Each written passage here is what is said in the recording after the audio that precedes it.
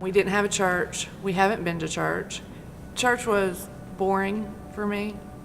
You didn't want to get up. You didn't want to go because you'd go sit there and it was boring. I didn't understand what they were saying, and I would leave and not feel any different than what I felt before I came in. The contemporary aspect of it was different to me, and I was a little bit hesitant of the change that was coming. The church I did grow up in when I was a child was very traditional hymnals.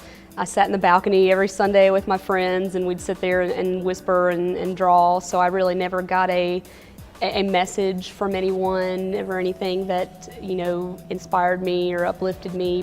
When we came to Westside, everybody was just so happy to be there and just so loving, and you just felt so welcome and warm when you came.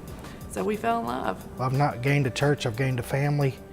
I've gained a lot of friends and people who are there for me when I need them. Every Sunday that I'm in worship, it's like the wind gets knocked out of me. It's so emotional.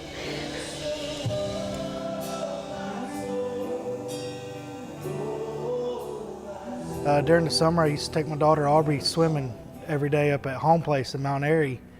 And one day it was supposed to be a nice 90-degree day and not a chance of rain, and we got up there and it was pouring down rain. So for the first time in my life, I decided I was going to go out to the Tanglewood swimming pool, and ran into a few people while I was out there. I always, told myself, I believe in God. I know He's there, but I don't have to be baptized, and I don't have to be, in a church, or I don't need a church family.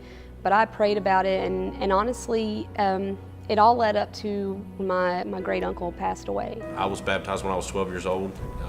I accepted the Lord then. By no means did I do all I should after that. I didn't understand at that time that was a pastor who I was speaking to, but before he left, he asked me if he's like, look, I got a couple of things I'm trying to do around here. He's like, do you have Facebook? And I said, yeah. He said, do you mind if I put you on there?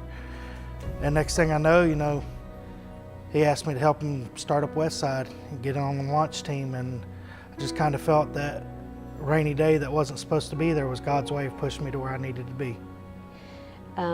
He passed away from cancer, and his family members came up, some family that I didn't know I had, and said that his greatest wish in life was that his whole family would be saved and baptized.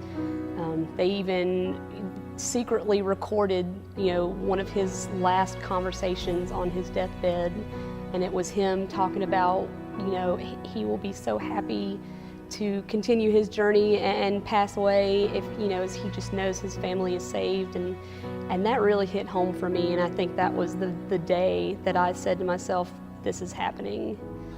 My grandmother was the woman who raised me. She was the only thing I knew as a mother growing up. She didn't care who you were. If you were in her presence on Sunday morning, you were going to church with her. And she knew God better than anybody I've ever met in my life. She knew where she was going when she passed away. I think a lot of people do it, but I blame God for her dying, and I hated Him, and I decided I was going to take my life in a different way. And for about 18 years of my life, I followed the wrong path, followed the path I wasn't supposed to.